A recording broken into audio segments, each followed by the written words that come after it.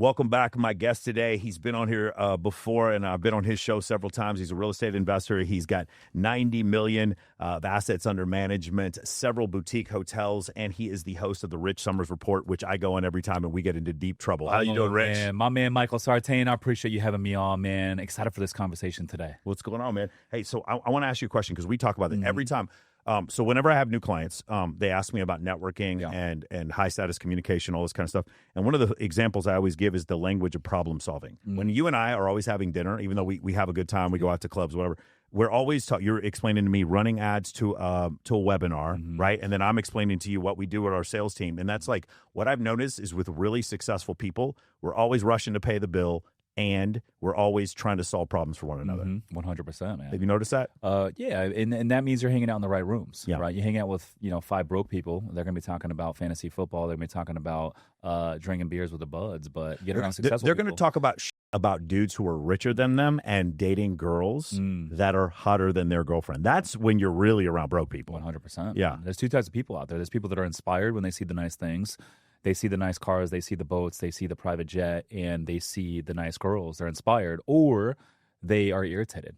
And typically they're irritated because they know that if they knew they could get that thing, they would be admitting to themselves that they can't get that thing because they're not good enough. And also because you got that thing, they don't have an excuse anymore. I found that, dude, honestly, of all the things that we do that offend other people, I used to think it was because we were saying something that was like truly offensive. And then I realized when you take away someone's victim mentality, like they have this ability to play. That's why all these guys are like following these black pill content creators, is because it's a victim mentality. Instead of saying, hey, you could get a prettier woman to date if you got in shape, what they're saying is the reason I don't have a pretty woman is because I'm ugly. And so they're just becoming a victim. And it's one of these things when you take away their victimhood, like for instance, if I disprove someone's limiting beliefs, what I notice is they don't thank me. They cuss at me. They make videos about me. They're very angry. Yeah, so that's one thing I noticed. The other thing I do want to talk about is we've had some discussions. I think Instagram and probably YouTube are the best place to get leads. Yes. You have an info product like I do, but yours is in real estate. Mine's in social circle. What you did tell me about running ads to webinars as one strategy. The one that I've seen that's worked the best recently is turning on translations. Holy shit, that works great. And the new trial reels. I don't know if you've been using those before. They've really helped me with mine. Have you come across any new strategies for you to go viral? Yeah, 100%. So you mentioned IG trial reels. So we test all the clips, short form content. So when you come on my podcast, we split test all that stuff at scale on TikTok and also Instagram trial reels. TikTok's great because it shows your clips to non-followers first. And so it's a great testing mechanism to see if it's going to work or not work. The stuff that works will enhance and then put it on all the different channels. The stuff that doesn't work will just kill. And the reason this is important is because the same strategy that worked 2, 3, 4 years ago on social media doesn't work today. The old game was volume, volume, volume. Today, it's quality. And so, the algorithms are all shifting, whether it's TikTok, Instagram, Facebook, Twitter, Threads, they all are trying to do the same thing. They want to keep the users on the platform scrolling. That's how they make money. And so, the best way to do that is to show good content. And so the number one thing they're looking at is the number of shares per 100 views. And so that's all these algorithms. So you got to figure out a way to put out content that people want to share. And so when we split test content, the same thing you do on Instagram trial reels, we're split testing on TikTok as well. We're looking at, hey, is it working or is it not working? Is people going to engage or not engage? Because the truth is when you put out bad content, you're going to lose followers, you're going to lose trust and that sort of thing. But when you put out consistent content, that's how you really get a lot of traction. That's how the algorithms start featuring you in front of new users and all that sort of stuff. Right now, on average, we're growing about 30,000 new followers and subs across the different channels every single month. Another thing that's working very well is like these AI carousels. So I just started working with a creative director this year. And so we just started implementing this. But like this post right now, we just put this out 24 hours ago. Yeah, I saw that. That's great. And it's already got 700,000 Yeah, but I saw views. Brad Lee was doing the same thing. Yeah. And so we just added a little twist to it. So it's like the top bottom, and it's like just very simple, like call to actions. And just little takeaways. So it's like educational, it's a carousel, and that sort of thing. And those are performing really well and getting a lot of like views and followers. Have you turned on the translations? I did, but I turned them off, and the reason I did is Getting bad because I leads? noticed I was getting cookied with my own videos, and I was like, they're coming in Spanish, and I'm like, that's kind of weird. Have you seen how it? So for those of you who don't know, literally Meta will go in and Yeah. it'll make me speak Spanish. Yeah, it's but kinda it's funny. not. It's not a dub. It's like my mouth is moving in You Spanish. seeing Michael Sartain talk about Kylie Jenner and Kim Kardashian, Wild, it's bro. Spanish. So I'm actually I'm changing the language preference on my IG, and then I'm copying all the ones in the different languages, and I'm just going to post them because they look so insane. Yes. That I think it's kind of a cool way to get attention is to have yourself speaking Portuguese or Hindi or Mandarin. I think that would look so cool if you were speaking Mandarin. So I think that's the thing I'm going to try next. Okay. Is then put American subtitles, like English subtitles at the bottom. I like think that. That might work. I like that. One thing I do want to say is this for your audience, it's important to think like, what is the most valuable audience out there? You got TikTok, Facebook, Instagram, Twitter, Threads, YouTube. You got the Apple Podcast, Spotify, which is going to be what we're, listening to this on right now, right? We're recording a podcast. The hands down, the most valuable audience, the highest net worth audience, the most intelligent audience, the ones that are going to become action takers and become your best clients and your best investors are going to come from the long form. Because it makes sense. They're not just sitting there scrolling 45-second TikTok videos. They're actually trying to learn the how. Agreed. Smart people are trying to listen to long form, and everything is going to long form content today. And so if you're going to pick one platform, the podcast platform is the one to go out on because it's the most valuable audience. I think it's the hardest one to grow. I think it's really hard to your audience on YouTube, but it's really easy to do it on TikTok because TikTok is the platform is much shorter. But the other thing is with YouTube that I've seen is that they don't. I don't know the way to say this, but like there is a pandering bonus that you get when you pander to your audience on TikTok because they want to go viral, and on YouTube you don't seem to get that. And the other thing is with YouTube, I agree with you; they're the best leads. Yeah. Well, YouTube, and you said podcasts. Here's a crazy number. I think you're going to think this is nuts. In order to be in the top 5% of podcasters in the world, how many views do you think? How many downloads do you need to have per month? What do you think? Ooh, 3,000. Yeah, it's 4,000. Isn't that crazy? Yeah. That's just show the fuck up. Like if you had you or me on anyone's podcast, anybody who's watching this, I'll come on your podcast, 100%. Hit them up. If you just have you or me on the podcast, you're going to get 1,000 downloads. Do you understand? Like, and that's all you have to do. So if you just stick with it, you can make in the top 5% of podcasts like pretty easy. And I just see a lot of guys who don't stick with it. One of the main reasons why I see and what I love is your studio's in your office. So you're working, you've got your assistants there, your job is there, you're going to be there anyway. Your studio's in your office. My studio is 40 feet from my bed. I make it easy and repeatable so that I can make content every day. And I think a lot of guys are like waiting for the camera crew to show up and they're doing makeup and they need a boom mic and all this shit. And I'm like, no, buy a little DJI microphone, stick it right here on your neck and take an Osmo and then just make some videos. And that's the thing. Like, let it suck in the beginning, right? Don't do it correctly. No one's watching in the beginning, no one's listening in the beginning anyways, and it's okay not to be perfect. And honestly, like overproduced content today is like not the way to go. It's like the raw, authentic stuff is the way to win. But to your point, you got to say it. You got to just create what's going to be easy for you. So for me, like I walk to my office, I walk to the gym. I create these environments that are easy for me to show every single day. Repeatable. A lot of my content online is Twitter posts. I don't need a camera. I can post from anywhere in the world. It takes me 5 minutes to come up with the Twitter post. I'll put it on Twitter, copy and paste the threads. I screenshot it. It goes out on Facebook and Instagram. I don't even need a camera. And so create what's going to work well for you to show up every single day and be consistent. And another thing I'll say is this, like, if you're a guy listening to this conversation right now and you feel stuck, you don't feel like you're where you need to be, maybe you just went through a breakup or a divorce and you're like, fuck, I need to like pull hotter girls.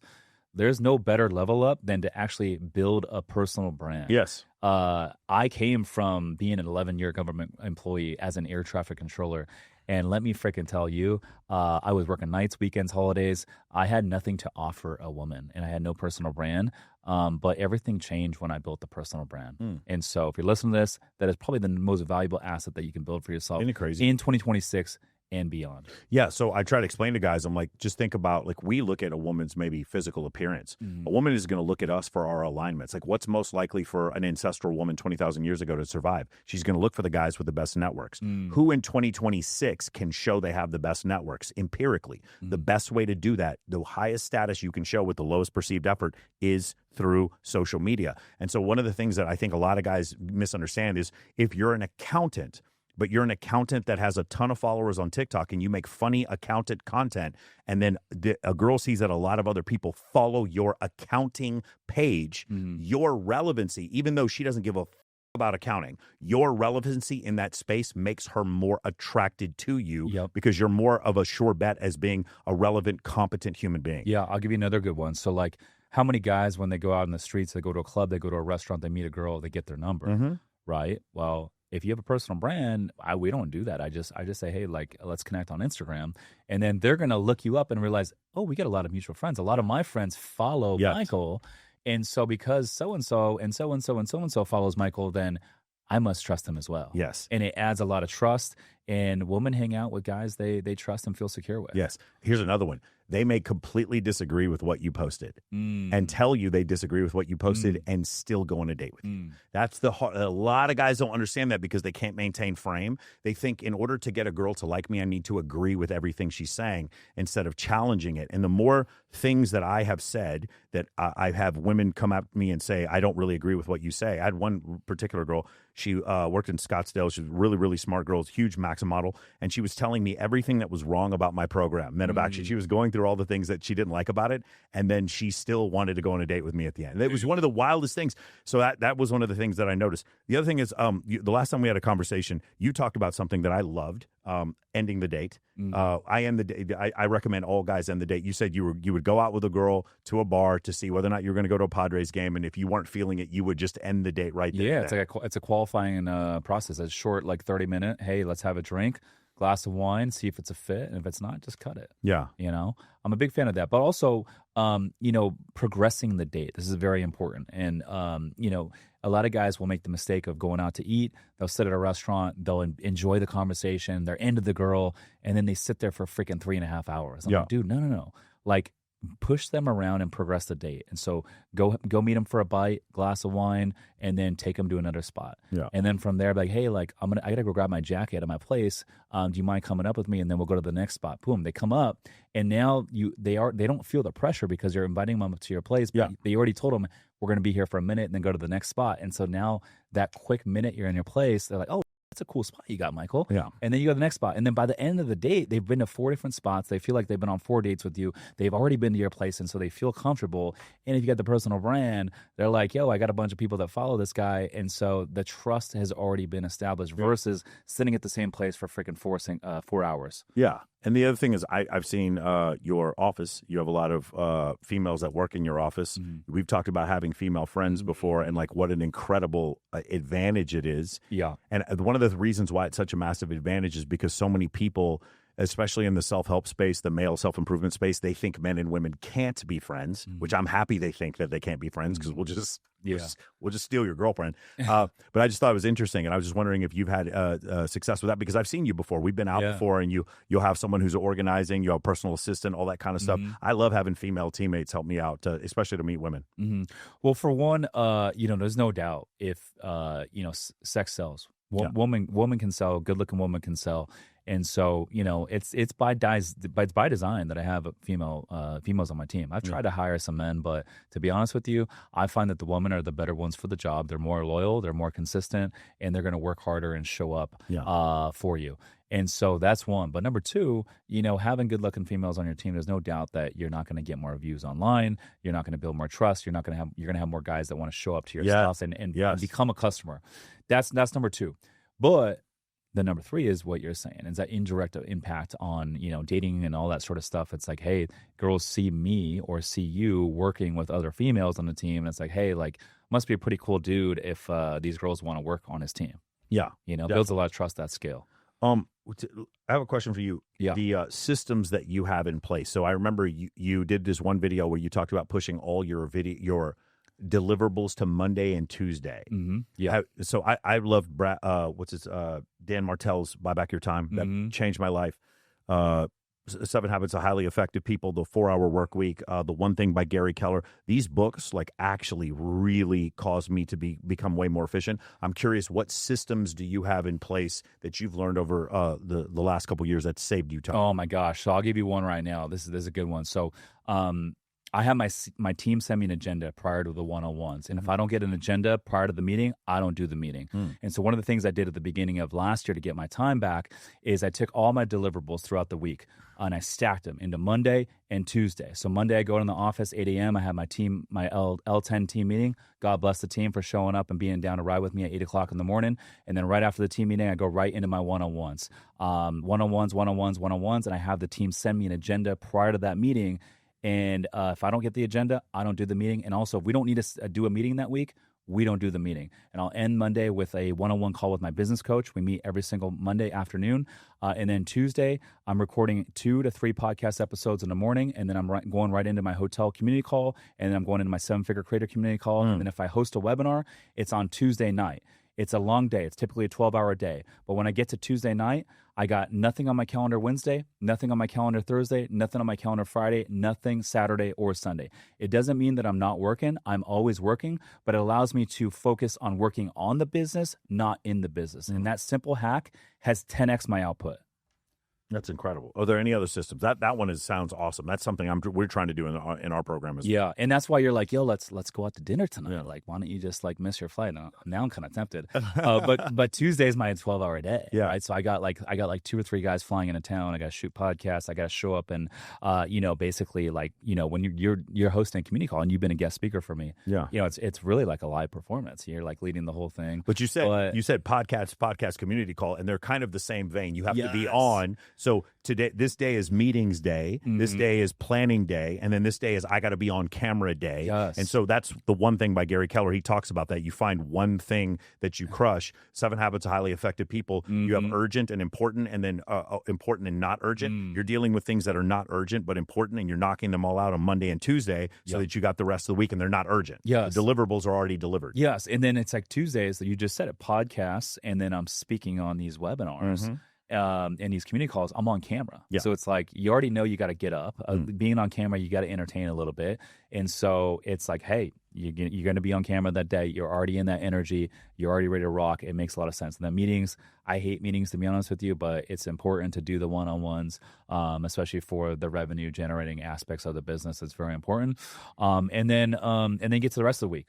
And the rest of the week, it's like, hey, like every day I get to pick one thing. It's like, what's the one thing going to be that day? What am I going to focus on? What am I going to build that day? And then you go all in. Because like you said, man, I think the thing that holds a lot of entrepreneurs back is their schedule is just staggered throughout the week. It's like, hey, I got a meeting at 10. And then I'm going to have an hour in between. I got another meeting at 12, and I got another hour and a half in between. I got another meeting here. Well, the hour in between, it's like, it's not enough time to really get you into flow state to actually do anything productive. So most of the time, you're just going to be catching up on Instagram. It's like, dude, you just wasted like your whole day and you had 2 or 3 meetings. And so rather than doing that, stack everything and then free up the calendar for the rest of the week so you can really focus on revenue producing activities and really moving the needle. 2 guys who I'm big fans of, I look up to, and they live here in Las Vegas. Okay. And when people come here, the circuit is always Michael Sartain, Ryan Pineda, and Brad Lee. Yes. Like so many people have told me this. Sometimes it's Sean Michael Kelly or Iced Coffee Hour. Those are the other 2. And I'm curious, what have you? I know that I've learned a ton of lessons from those 2 guys. What have you learned, and what have you shared with Brad Lee and Ryan Pineda? Yeah, so I just went on Ryan's podcast today, and then Bradley's, and now I'm here with you. And with Ryan, we talked a lot about real estate investing. We talked a lot about boutique hotels, how Airbnb is going away in a lot of markets around the country. Do you guys differ, since you're both in the real estate space? Do you guys differ on anything, you and Ryan? Oh, 100%. What do you guys differ on? I think Ryan dips his toes in a lot of different things. Yeah, like he's got a lot of businesses, and I think he just likes starting new businesses. Yeah.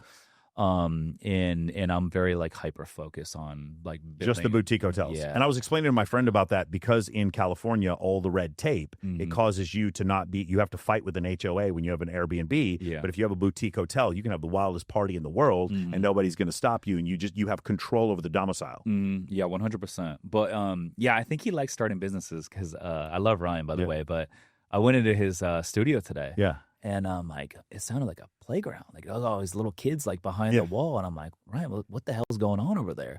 And he's like, oh yeah, like I started like a child care business too. Whoa! And so he's got like 25 kids like in the other room in the studio, and people drop their kids off there. And so he's got his hands in a lot of pots. That's crazy. But anyways, yeah, I love Ryan, but he's doing a lot of stuff. That's outside the box right there. That's outside the box. What about Brad? Brad's doing his thing, he's always doing his thing over there. He's got the light speed. He uses his podcast as a lead magnet. Yes. Which, to be honest with you, we just started having guys reach out to us recently, like end of last year, want to pay to come on. Yeah. And that's become a lead magnet for a lot of the other stuff that we have. Yeah. And so it was cool to kind of connect with Brad, and I was kind of asking him about how he runs his offer. But yeah, I mean, people are paying him $25K to go on. That's crazy. And then he's got a $40K back. That's awesome. That's $65K right there, a pop, The thing with Brad is he is probably the best guy I've ever seen. There's another guy named Brandon Carter. I don't know if you ever watched Brandon Carter in Miami. They're the best guys I've ever seen at completely disagreeing with you, but you still like them, right? People who disagree with me don't like me. I totally understand. I have a punchable face, but like for whatever reason, with Brad, he can say something and completely challenge you, and you just want to go have barbecue with him after. Yeah. Do you understand what I'm saying? Yeah, I like that. Like I wish I had that. And the other thing is, he's from Oregon, but it sounds like he's from Louisiana, or he sounds like he's from Texas. It kind of throws people off. But Brad is, whenever we have marketing decisions to make in the company, I bring up you, I bring up Ryan, I bring up Brad Lee. There's a few guys who I'll bring up who are around the same size as us, and I'm like, what decision would they make in this situation? And then is this decision going to be so controversial that these people would not want me on their show anymore or not want to associate with me? Like I'm always having my team go through that and almost use it as like a filter to say, these guys are doing really well. We should be doing kind of what they're doing as well. Yeah, no, 100%. I'm a big fan of them.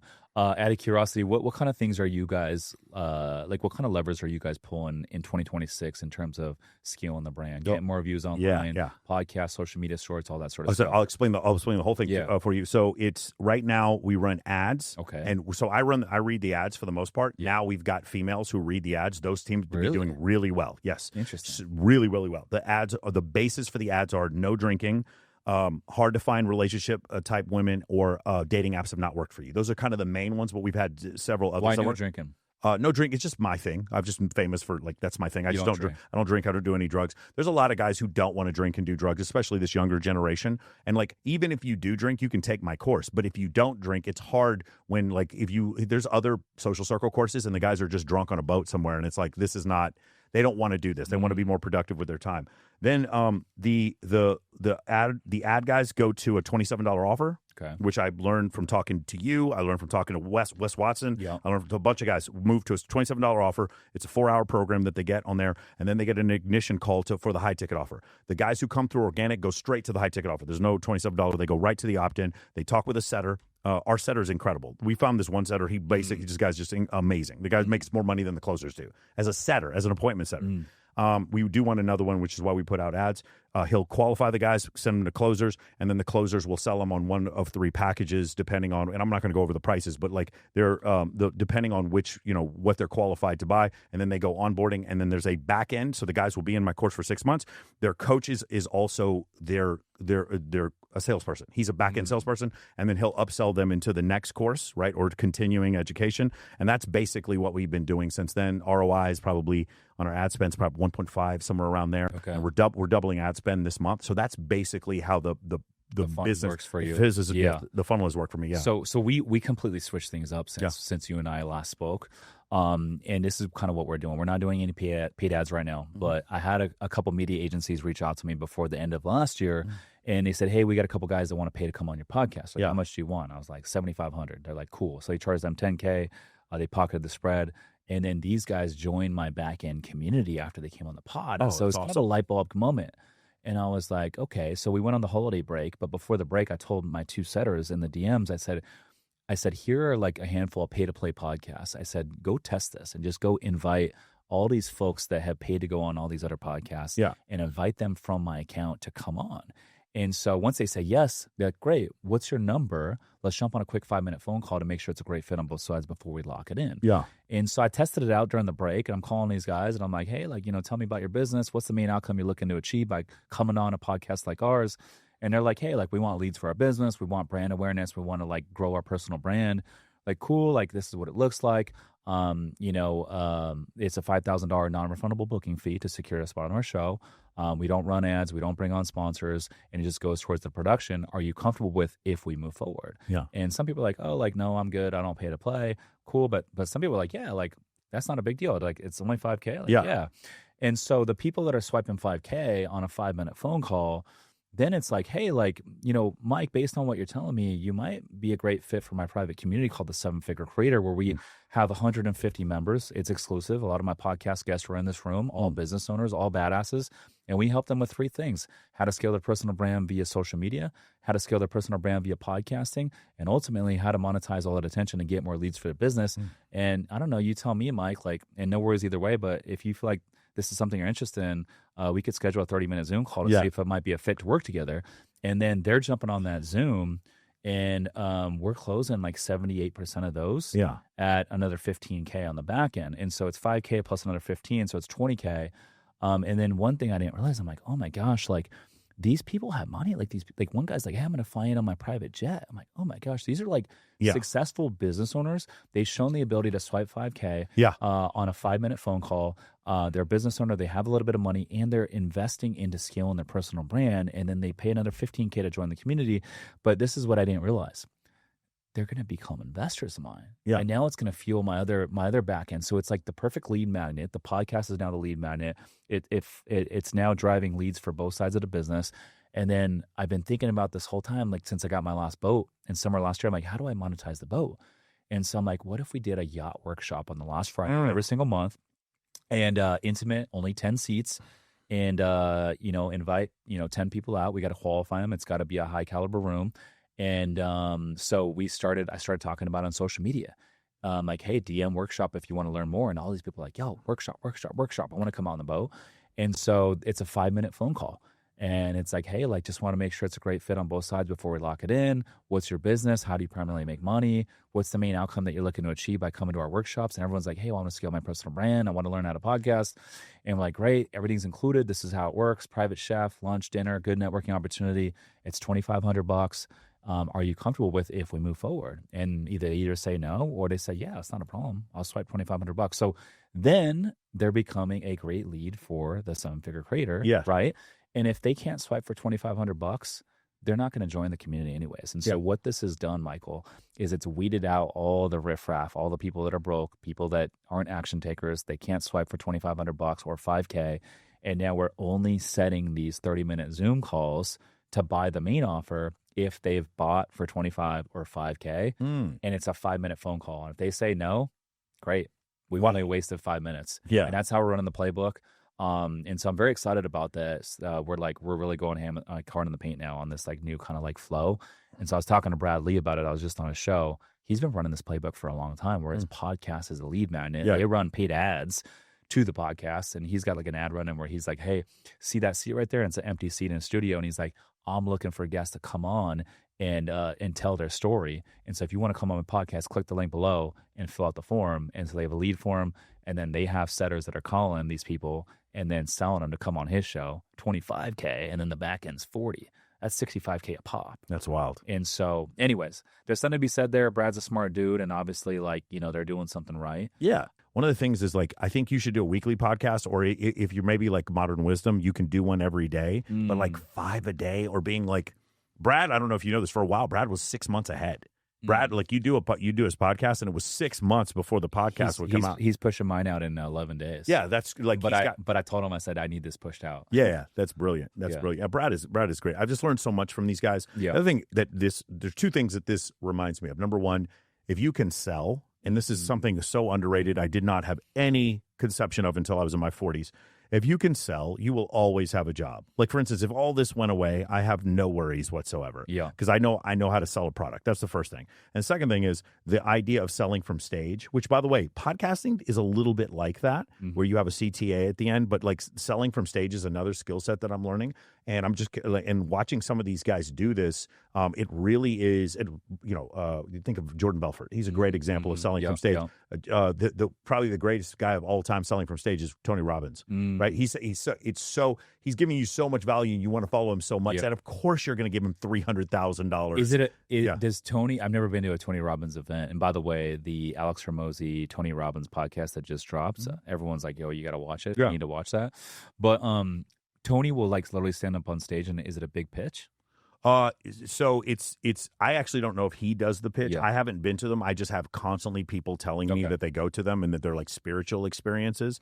I haven't really gone. I do read his books, but I haven't paid to go to one of his things. So it's interesting. So out of everyone that I've been around, that has some sort of like coaching business or like community or a way they're monetizing their brand, the number one person in terms of revenue that I know personally is Pace Morby.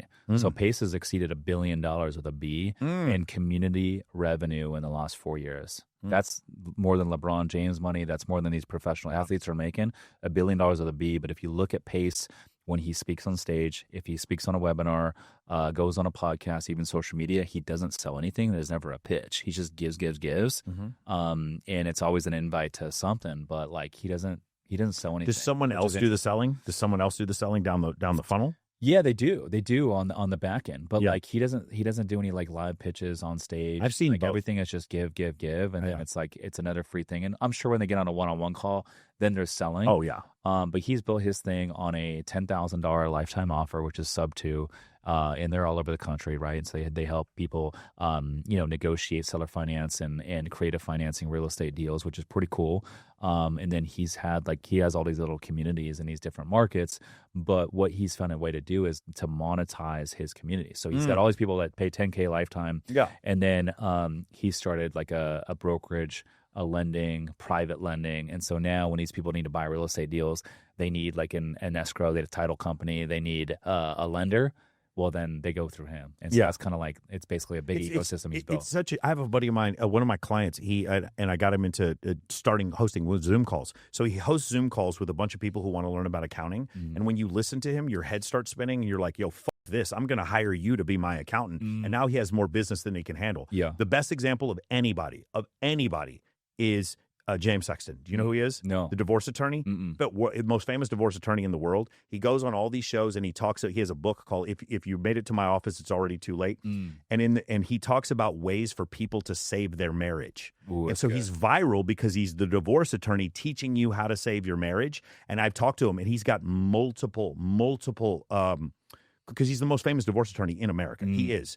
He's got multiple billionaire clients, and he got a judgment for $900 million for one girl. Did you understand? He's on a podcast. Imagine going on a podcast and say, well, I got this judgment for $900 million. Do you understand that every woman in Manhattan is going to drop their drink and go find this guy if they want to get a divorce? Like he's got to the point to where he literally does not have the capacity to take on all the clients that want him. It's so genius. And now his personal brand is big. It's bigger than your or mine. It's really big. But for a lot of other people, I just think like, man, you personal injury attorney, you can crush it by doing this, and it's so easy. But here's the other part. I have a buddy of mine, incredible at selling from stage, Owen Cook. I don't know if you know who he is. Used to run Real Social Dynamics. He says his favorite place to take a girl on a date. You know what it is? Come watch me sell.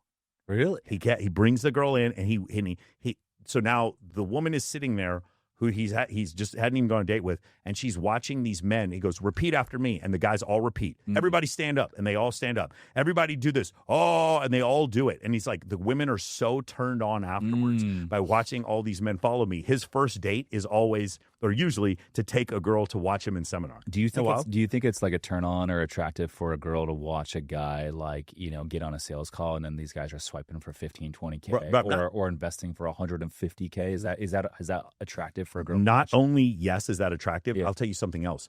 There's one closer, and he did this experiment where he was on the closing calls on Zoom, and he had a woman behind him who was like typing or like on her phone, looked like a secretary, whatever, and she was doing nothing. She was actually doing nothing. And he said his close rate went like up to 70, 80% just because there was a woman in the back of the call. Because like a guy, again, like I want you to think about this. Hey, do you want to do this now, or do you need some time to wait? There's a woman right here, right? And your mind is thinking, yo, is she going to think that I'm a bitch?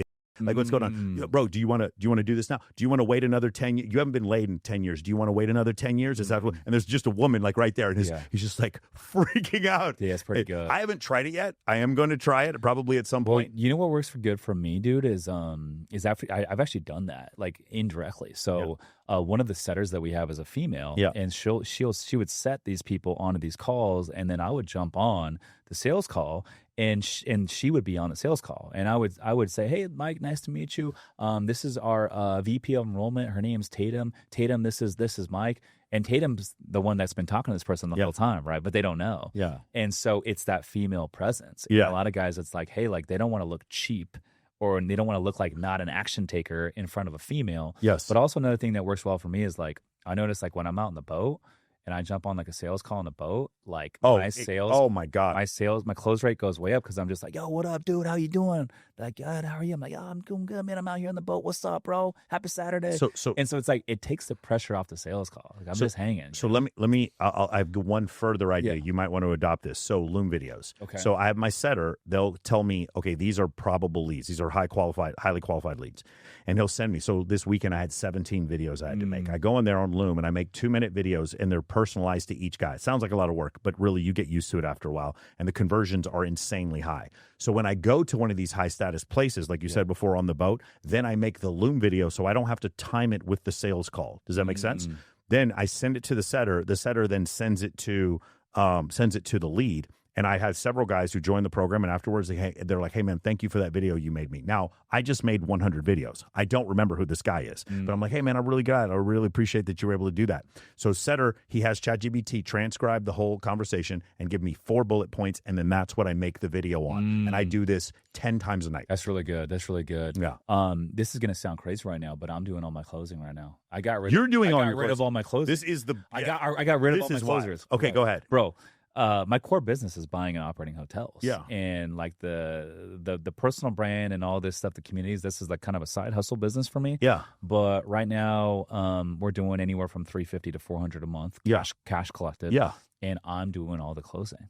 For the brand building course. For my 7-figure creator community and our hotel investing community. I got 2 communities. Got it. And then the workshops and the podcasts that we were selling, I was doing all that, perfecting the script. It's a 5-minute phone call. I just brought on a closer last night who has gone through Shelby Sapp's program.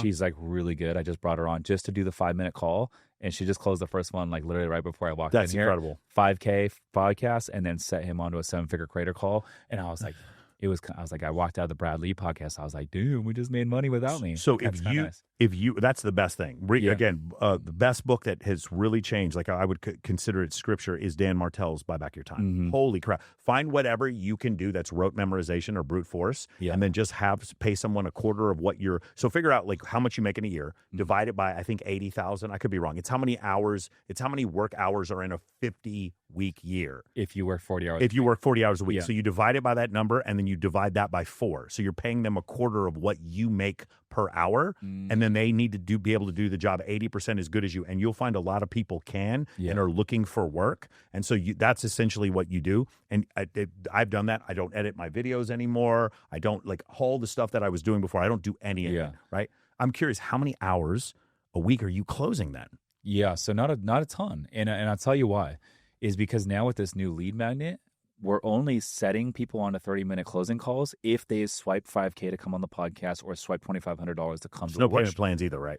No, there's no payment plans, but in the rare scenario where someone's like, hey, Mike, like I really want to be a part of your program, I just don't have the money to pay in full right now, then we'd be like, all right, I'll tell you what, like we don't normally do this, but you know, if we could do something like 50% down today and then split up the remaining payments over 11 months at 0%, won't even show up in your credit, is that something that you could hypothetically do?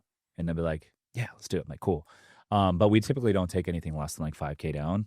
But our cash collected right now is like, it's like around 90%. Okay, so you're getting your leads from organic, or you're getting your leads from looking at other pay-to-play podcasting? Other pay-to-play podcasting, and then talking about these workshops on social media, which has brought in another lead, a whole lead funnel there. Where do you get your pay-to-play lists? Just following who they follow? So just other podcasts that are pay-to-play, like Bradley, we know is pay-to-play. So you just look at who they follow? So we just go. I have my setters just go down and say, okay, all these guests that have been on. Oh, got it. Way simpler. Yeah. Obviously, like if it's Grant Cardone or some of these bigger names, like obviously they didn't pay to go on Brad's podcast. Yeah. But it's like, hey, anyone that has been on Brad's podcast that has less than 25,000 followers on Instagram, probably paid. Yeah. And so they'll just scrape all those, and then we just call, and it's a quick 5-minute phone call. It's a script, and now I've perfected that script, and now I've delegated it out. And then I'm happy to jump on these 30-minute Zoom calls because I'm the guy, right? And it's a 30-minute Zoom call. We're closing 78% at $15K. That's a $30,000 an hour task. Incredible. I'm going to delegate that out to do what? And in the past, I've like brought in closers and all this stuff. And what I found is like I've gone through so many freaking closers, and I'm like, I spend more time babysitting them and jumping on follow-up calls to help them close. Then I'm like, I might as well just do the closing. It's quicker, and we make way more money, and like it's easy, and I control it. Yeah. Before I'd be like, hey, like what the fuck's going on? What happened to this person? What happened to that person? I'm like, let's get them on a follow-up call. Like you're sending Loom videos. I'm like, fuck that. Like I'm the guy. I jump on, I close these people $15K a pop. It's a 30-minute Zoom. And then guess what? Like I built a relationship with them. I got to know them before they even joined. And now they're in my thing and I actually know exactly what their constraints are. I know what their bottlenecks are. I know what they're looking to improve on in 2026, which makes my offer better. And a lot of these guys have money. They're going to become investors of mine on the back end with the Summers Capital stuff, with us buying hotels. And so if I build the rapport, they're more likely to invest with me to begin with. And so I'm not jumping on a lot of calls, to be honest with you. To come up with $400,000 a month, I don't need to jump on a ton of calls. Yeah, because these are mega qualified. If somebody swiped 5K, that's mega qualified. Like in comparison to what you usually get, which on a is somebody buying call. For me, I'm like, I got a low ticket offer. That means they bought, which is awesome, and they're very qualified in comparison to like the general public, but they're not as qualified as a guy who's going to swipe 5K. That's on a crazy. 5-minute phone call. But you know what? The thing that's going to drive me most crazy about this episode is that there's people watching this, and this won't do as many views as if I sat there and talk about Clavicular and Sneeko getting in trouble in Miami. And by the way, I'm gonna miss this flight intentionally. Okay, you guys are hearing it live on air. Okay, I'm enjoying this conversation, and I'm gonna miss this flight, and I might take the next one back, or who knows, I might just get a room at Cosmo. Well, I can have the Cybertruck drive you back, and then it'll come back. I'm just kidding. Really? Not yet. No, FSD. That would be pretty dumb. FSD hasn't got there yet. Put that on Instagram. That is going to happen here pretty soon. That's Elon Musk has talked about. People are going to start Airbnb-ing their Cybertrucks or their Teslas to drive other people around at night with the auto drive without them in it. I got in the Waymo in Scottsdale. The Waymo, the self-driving. It's a little bit weird. Yeah, it's a little bit weird, to be honed with you. Yeah, but, I've gotten used to my self-driving. But the Tesla's pretty good.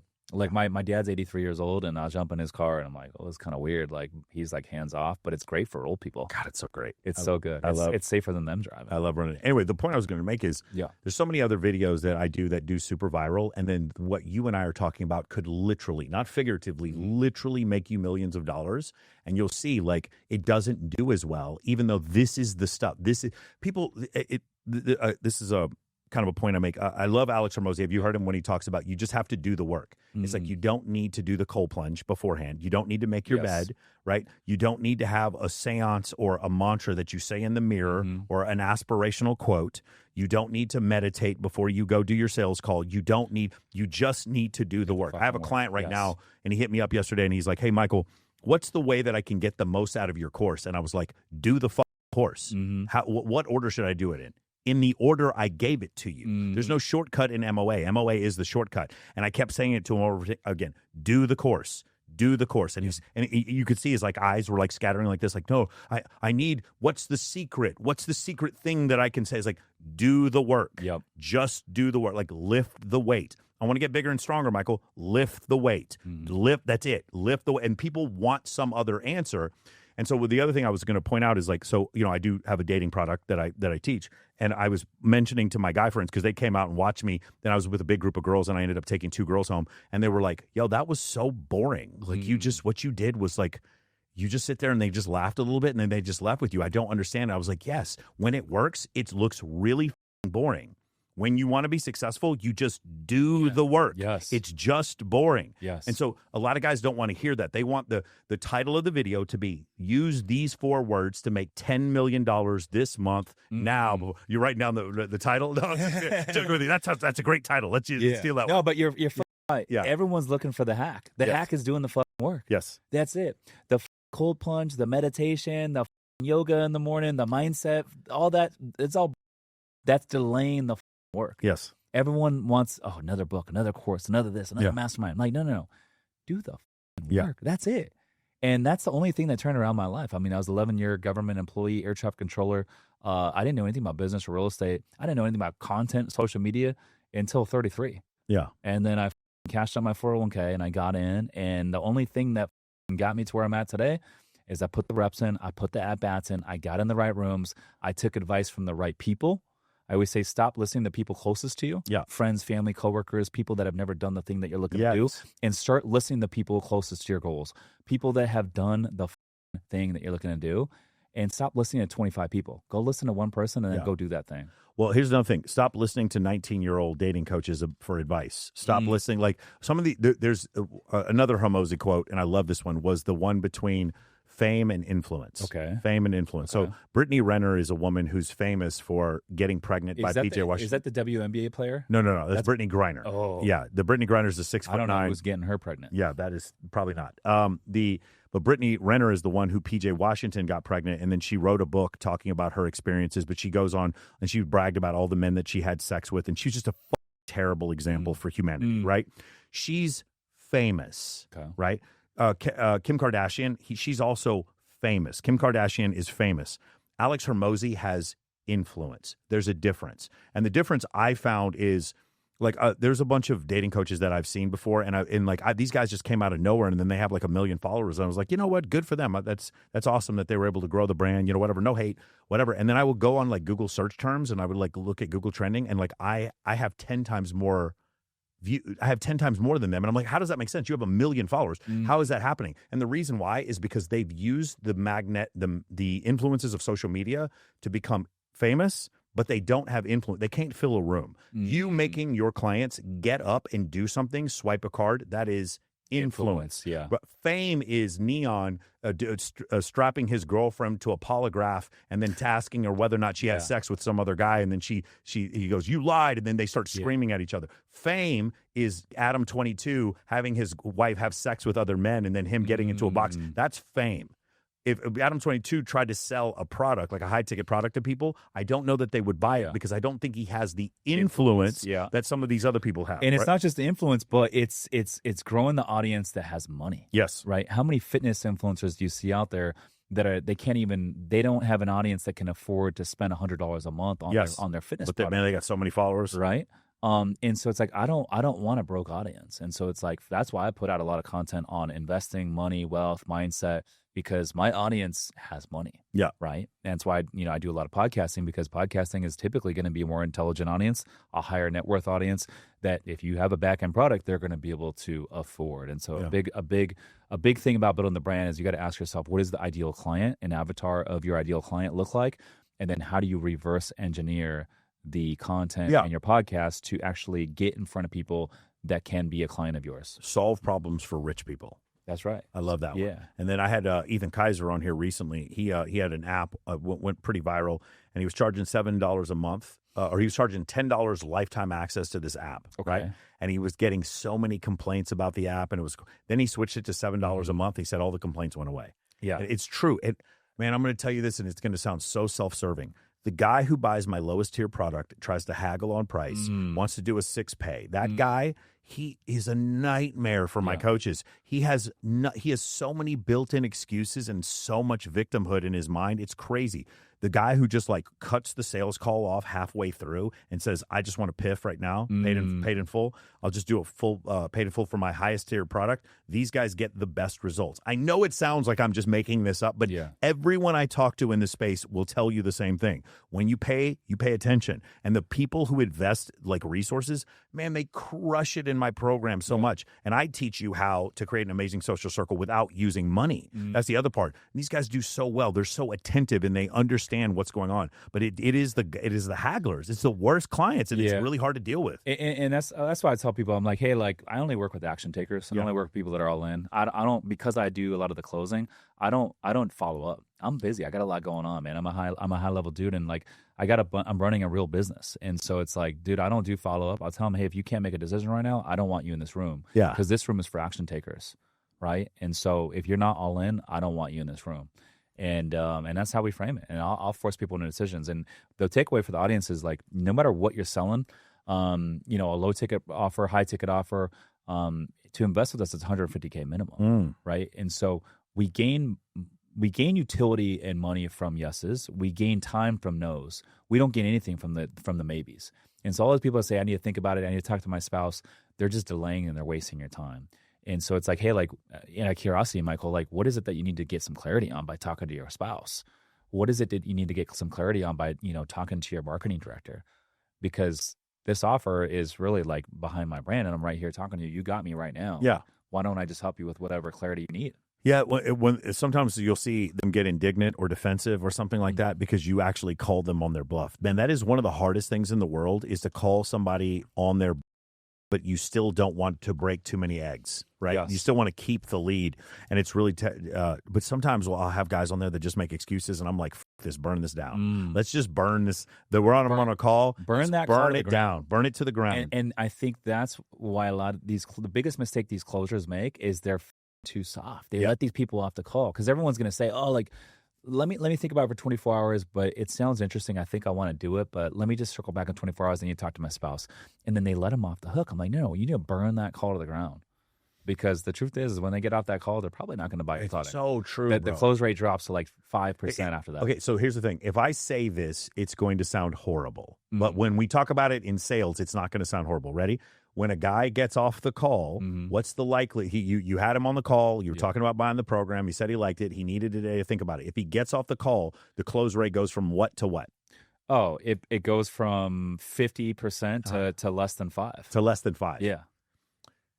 This is where I'm going to get myself in a lot of trouble. Yeah. This is kind of why you need to not wait a long time to sleep with a girl that you're dating. I know I'm going to get yelled at for this, but it's the truth. If I like a girl, I agree with this for a different reason that you're going to say, but let's say yours. If I like a girl, if this is ready, here's controversial statement number 2. The quickest way to make a girl your girlfriend is to have sex with her. Sorry if you guys have any issue with that, but the numbers are always going to back up what I'm saying here, okay? And if I like a girl, I'm going to want to have sex with her sooner. And every time the date ends and we go on to a different point, like the elasticity, there becomes too much space in between us. Like, I'm going to tell you right now, to lock a girl down, it is better to have sex with her sooner. Now, not a lot of women are going to be like, no, I want to make guys wait. Yes. Okay, if you try to manipulate me for sex, with sex, then I know we're not going to work together. So, I hear so many girls say, "Oh, like I got this 30-day rule. I got a 2-month rule. I won't sleep with a guy until they date me for 2-3 months, and that's my rule because I've had so many guys have a one-night stand with me and then I never hear from them. Every girl's been burnt there." And I'm like, no. That's all.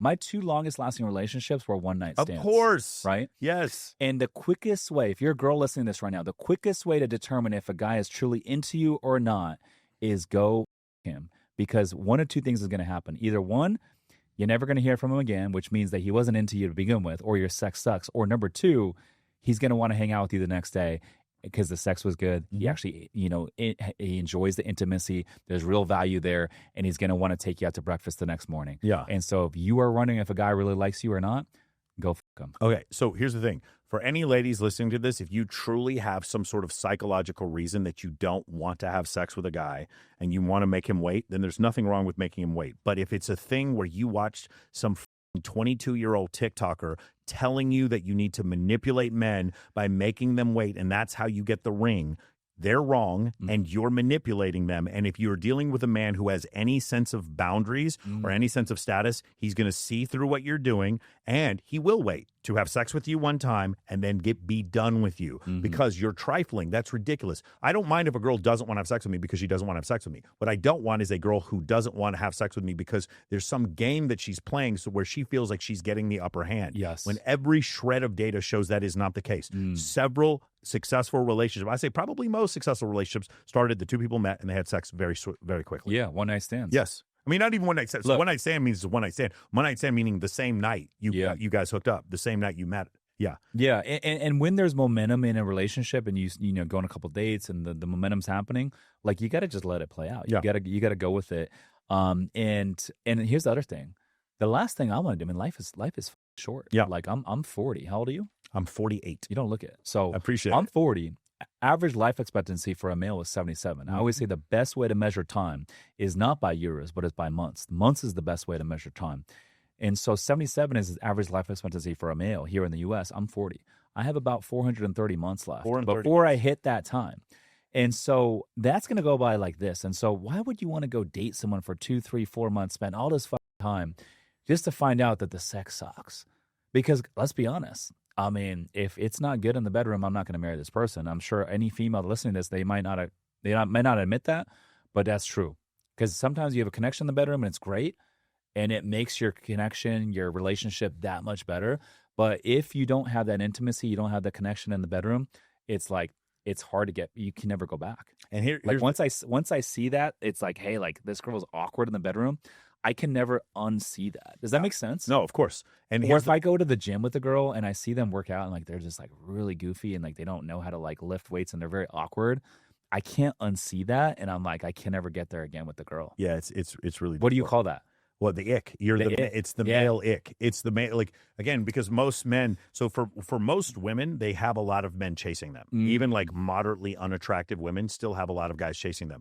So the female experience, it's not always the same, but it's similar. For men, there are two completely distinct different experiences.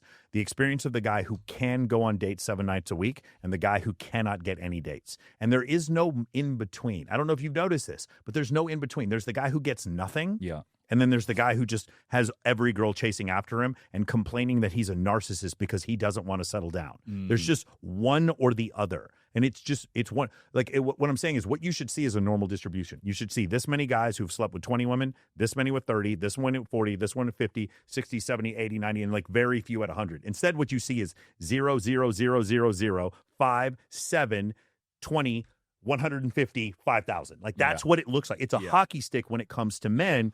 When it comes to body count, and it has to do with experience. And here's the thing. Here's two more very controversial statements.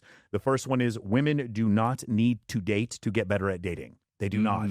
Very attractive women can be good at dating by just having some discernment and having a couple of friends who don't want to sleep with them say, just look at their relationship openly. They don't have to. The attraction is already there if you're physically attractive. Women do not have to go on multiple dates to get better at dating.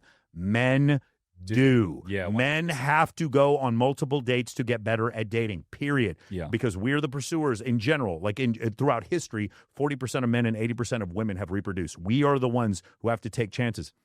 And the second thing I'm going to say, it's also pretty controversial, is for women, sex is organic, and for men, sex is strategic. And if you don't understand that, when you have a girlfriend who's bisexual and you guys try to bring a woman home, you'll notice that she just wants to vibe with the other girl because to her, that's how sex happens. She appears, she did her makeup, her boobs are pushed up, and everyone wants to have sex with her. It's organic. But when you try to bring a woman home, she's like, I don't understand what happened. I was like, because you didn't make a move. She's like, She's like, I have to make a move? I was like, yes, because we're bringing a woman home. Now you're on my side of the aisle. Now sex is strategic. People hate that idea. Sex is strategic. No, Michael, everything should be authentic. There's women out there who may disagree with me right now who don't realize that the first time they had sex with their boyfriend or husband, he went and ordered the flowers ahead of time. He knew the valet's name. He already knew what was on the menu at the restaurant. Or maybe he took you to the escape room, but he already figured out the escape room the day before.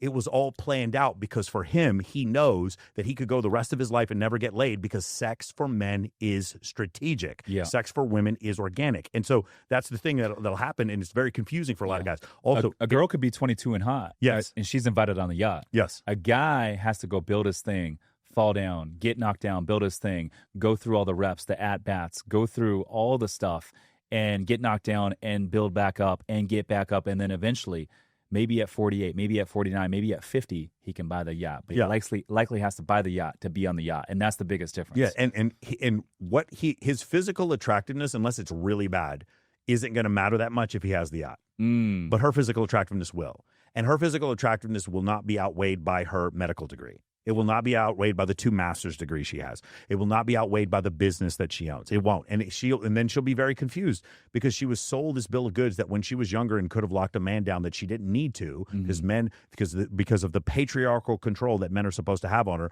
And now she's 35 with 2 master's degree and started her own business and she's waiting for her man and nobody wants to date her. She's on dating apps getting rejected by every dude on there, or she's going out with guys who just want to smash, and then she's very confused about the way the world works, and then she sees a guy like me who's 48 who's dating a woman in her 20s and she starts wagging her finger at me and calling me hateful names and saying, why don't you do age appropriate? And I'm like, wait, hold on. The girl I'm dating, if I'm dating, so you remember you met my ex. When I first met her, we started dating, she was 20 and I was 46 or 44. And when we first started dating, I remember people being angry. And I remember thinking to myself, like, when I was 21, if I had met her, I would have married her immediately. But a girl like her at 21 would have had nothing to do with me. Now I'm 46 or I'm 44 and she wants to go out with me, but you're telling me I shouldn't go out with her. Why? Because she didn't want me. The 22-year-olds I met when I was at UT Austin wanted nothing to do with me. So it was okay for them to stay single and do what they wanted when they were 22. But now that I'm 44, I need to settle down. Is that correct? And I need to date women I own. Is that really what I should be doing? Yeah. Does that seem like a little bit of a double standard, like a little bit of a trap? When a woman wants to date an older man, in general, they do 3 years older in general, but sometimes it's more. More than that. No, for real. So in every society, this is an evolutionary psychology study, in every society, as men increase in socioeconomic status, the difference in age between them and their wife increases as well. This is in every... My girlfriend's 24, I'm 40. Yeah, exactly. In every case, you'll find this. As men climb in socioeconomic status, they climb in their caste level, the difference in age between them and their wife increases. When women desire a man who is older, it is a healthy preference. When men desire a woman who is younger, he is a creep and he's grooming her. Huh? What? That's the issue, right? And that is this double standard that happens, and just calling that out is the problem, right? Yeah. Calling out that double standard is a problem. You want to know something else that'll get you in trouble? Try this when you're on your show. Yeah. You have a girl in there? Yeah. Say, hey, do you think it's sexy if a man is loyal? You had 10 girls in there, and I say, hey, do you guys think it's sexy if a man is loyal? What do you think they're all going to say? They're all going to say yes. All of them going to say yes. Yeah. And then I'm going to say, okay, if it's sexy if a man's loyal, have you guys ever seen a woman date a guy who wasn't loyal? And it's going to get real quiet, and they're going to look at you like, who hurt you, bro? Why were you saying that? Because you made the quiet part loud and you called out the bullshit.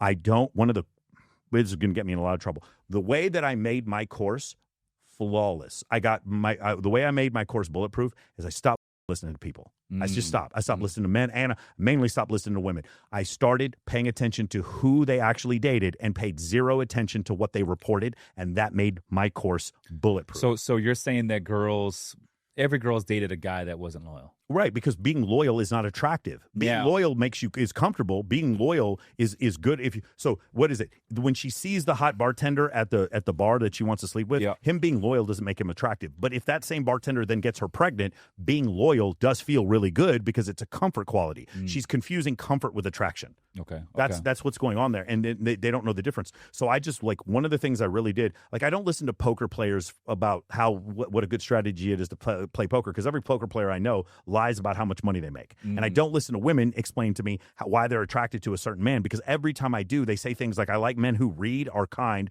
buy me flowers, and whatever, like, or are loyal. And I'm like, but I will look at who you date, and you never date guys like this. My favorite are the ones who date sapiosexuals, and you meet the guys they date, and they're idiots. And I'm like, why are you lying to me? Like, what is the point of this? Yeah, right? No, I feel you.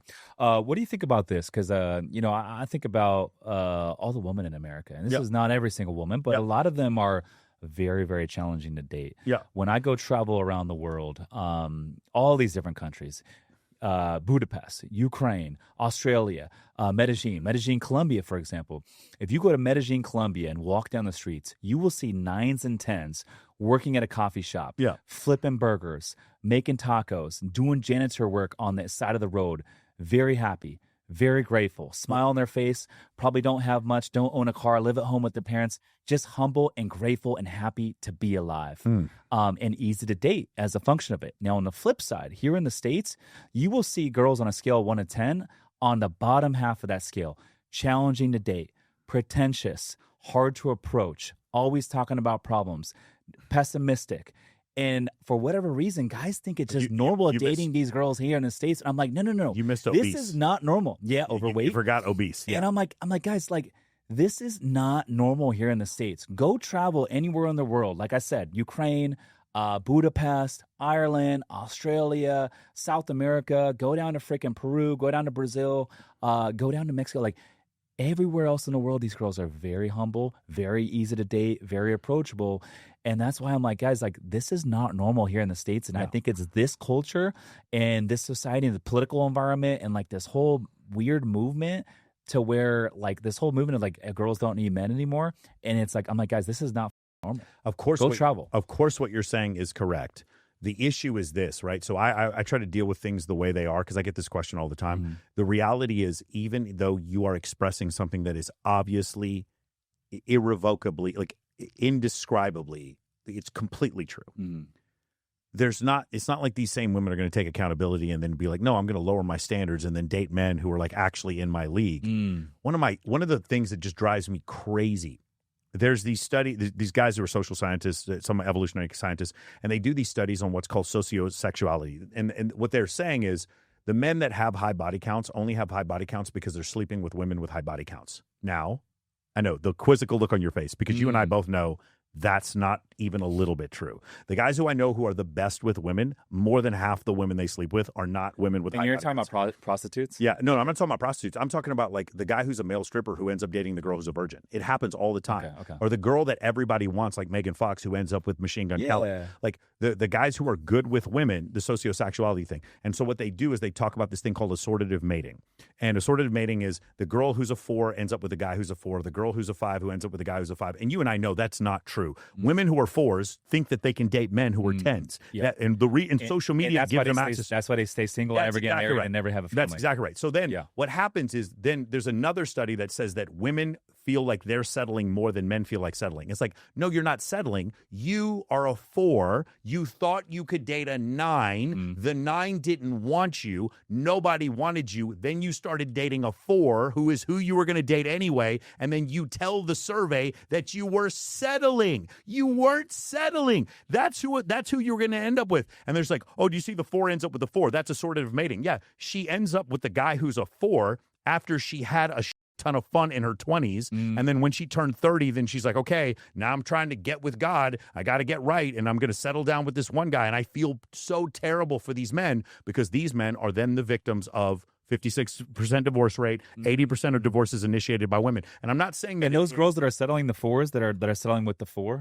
once they're in their 30s, they don't have genuine Those desire. are the ones that are quick to go cheat when a 6 or 7 comes through late night because they don't have genuine desire. Now, by the way, let me say this real quick before I get in a lot of trouble here. It's also the guy's fault. The men do not have boundaries because they're not taught to have boundaries. Yeah. If you and I do, but those guys don't have options. Well, they don't have an options in part because they don't have boundaries. Yeah, the 4 that dates the girl that's settling to date the 4 and marry the 4 and have kids, they don't have options. Yeah, he never could get the 8 or the 9 through his 20s, and now that he's 40 or now that he's 30 and she's 30, now she's willing to settle for. These guys already died at 25. Yeah, most men are buried at 75, but they die at 25. Yeah, no, it's true. But the thing is, what I'm saying is the reason they are the way they are, meaning undesirable, is because they're easy to walk over. You understand, 99% of men can be manipulated by a woman's physical attractiveness. I have a few skill sets that I'm good at. There's one I'm elite at, and that is if a woman is very attractive, it has no effect on me, none, because I have managed strip clubs and I've hosted the biggest bikini competitions in the world. And when women meet me and they can quickly tell that they cannot manipulate me, I always see this glimmer in their eye, like, oh, he's now different. Define manipulate, because for me, like we just talked about, I don't even stare at if she's booth. 22 and hot, she's invited on the yacht. No, if she's 22 hot, I don't call that a manipulate. Right, but you also have guys that you invite on the yacht too, right? Like you also have if guy I don't friends. know the guy, he's not invited. No. I'm saying you can have good guy friends that go on the yacht too. Like you're invited. For sure. Yeah. Right. But also the thing is she doesn't get special treatment. It's not just her on the yacht. You invite multiple women on the yacht. Yeah. Do you understand what I'm saying? Totally. And then the thing is if I'm on the yacht with the girls, I don't hit on them. I don't. But what she is going to see is, hey, by the way, I'm the guy who has the yacht with 12 other girls on it. So your chances are, you got to make this happen pretty quick, honey, or else this isn't going to work out for you. And that's the thing. And like, that's how, again, think about it in comparison. The more men become desperate, and artificial intelligence is part of this, pornography is part of this, social media is part of this, dating apps are part of this, and OnlyFans is part of this. A greater and greater number of men who are becoming irrelevant and ignored by women in general.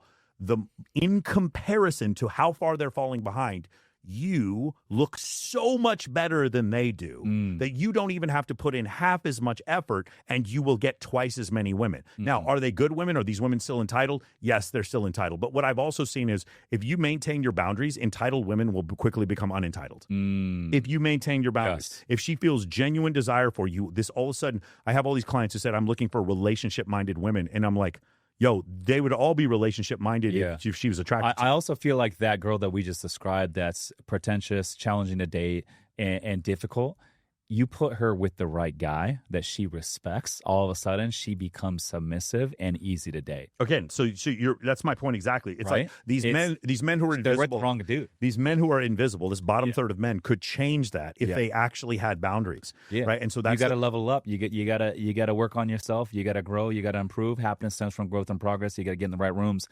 They got to be a part of your program. Isn't it crazy? You know, and that's the other thing. Learn how to build your personal brand too. One person I love to quote is Scott Galloway, because he's a very stark liberal. He's very, very politically liberal, but he says a lot of things that are, I'm not saying he's copying me, but he's coming to conclusions that me and Rollo and some other guys in this space came to 7 or 8 years ago when he talks about dating and all that kind of stuff. I am curious from your standpoint. But anyway, I like to talk about some of the stuff he says, because he'll agree with some of these concepts about like men falling behind or women having like irrational standards or stuff like that. I am curious, though, kind of transitioning over to the politics stuff. I noticed that you don't really talk about a ton of politics on your show. Or religion. Is it bad for business? Is there a reason why you do? Because I've seen some people do it, I'll tell you, and they crush. Yeah. And then I generally stay out of it unless it's like a very, very blatant thing for me. Like, for instance, I think cell phones should be illegal for kids in junior high. That's something I'm willing. That's a hill I'm willing to die on. And we should have voter ID as a federal mandate in the United States. These are hills I'm willing to die on. Other than that, I don't really care. I'm curious. What do you stay away from politics? Is there a reason for it? So, I mean, if you look at my content, obviously the real estate investor, I'm pro, open market. I'm not a big fan of bureaucracy and red tape, which we actually have in California, ironically. But it's very clear that I'm Republican. Yeah. I'm a big fan of, like I said, open markets and that sort of thing. I don't believe that you should tax or punish people who work and improve to give free money to those who don't work and improve. Yes. It's as simple as that. Now, regardless of your political views and your religion, like, hey, I respect all people. I think, like, I just believe in being a good human being, putting out value, and I believe that you attract the people that should, that will ultimately want to be a part of your circle. The reason I don't talk politics and I don't talk religion, that's the number one rule of business. Like, you talk politics, you talk religion, you're not going to please everybody. And when I talk about that kind of stuff, I lose followers on social media. Crazy. And I've done some posts like during elections, talking about, hey, like Trump and like this and that. Every time I talk about it, I will lose followers, which I'm not afraid of, but it's like, dude, it's not good for business. We're growing. We're growing our audience, man. We grow every single day. And so we put out a lot of content that is going to allow us to grow. And so, for me, it's an avenue that I decided not to go down. I'm actually shocked by how many entrepreneurs and real estate investors that, are building their brands that actually talk a lot of religion. I'm shocked by it. You know what I mean? Because you're never going to please everyone. Right, but they've got this following. It generally is like conservative guys. Yeah. And they talk about their family and Christianity and all this kind of stuff in their product. And I think it does resonate with a certain group of people, right? But you're right, it doesn't resonate with everyone. I remember Patrick Bet-David said this about Sneeko one time, and I thought it was really interesting. Sneeko got himself banned. I forgot what he said. It was before this whole thing that he did at Vendome recently. And PBD said something that really resonated with me, and that is, he's like, I can't say these things because look at all these people. If you ever been to Valuetainment in Fort Lauderdale, there's so many people that work for Patrick Bet-David. So many, hundreds of people that work in that building. He's like, they all lose their job if I lose my monetization. It's not just me. They can't feed their family if I lose my monetization. And I feel the same way. It's like my client, like some of my coaches are radical in their beliefs. I'm not going to say what they are, but you can imagine, like super radical. Like, Michael, you need to say more crazy shit like this and we'll get more clients. And I'm like, yo, if I lose my YouTube or if I lose my Instagram, you lose your job. Yep. Do you understand? So my responsibility to you and my responsibility to not do things that are bad for business extends further more than my ego. That is such a good way to frame it. Yeah. And that's exactly why I don't do it.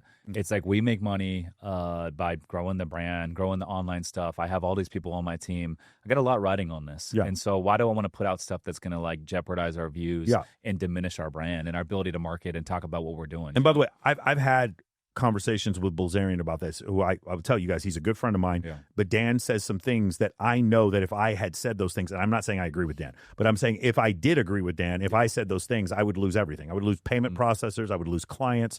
I would lose all kinds of stuff. And Dan would probably agree. I think we've had this conversation before. Would probably agree. It's probably not my place because I don't have FU money to say things like that. And most people don't have that level of freedom to do so, especially when you have all these people who work for you, who you consider to be your family. Yeah. Yeah. I think that makes it very difficult. 100%. Yeah. How much money do you think Andrew Tate lost by like being, shut down from a lot of the main platforms? I had read somewhere that, and by the way, I'm going to have Andrew on. Andrew said he's coming on next week, so we'll see. That's we'll huge. See. Let's go. Yeah. Let's go. But he's pretty busy. I'm not holding him to. Andrew's helped me out so much that I told him the other day, bro, you never have to apologize. I've made so much money because of the connections Andrew's gotten for me. But he had mentioned to me before, or not him, but someone else had mentioned somewhere in the area of $20 million a month that he was doing in revenue from Hustlers University and what's the other course called?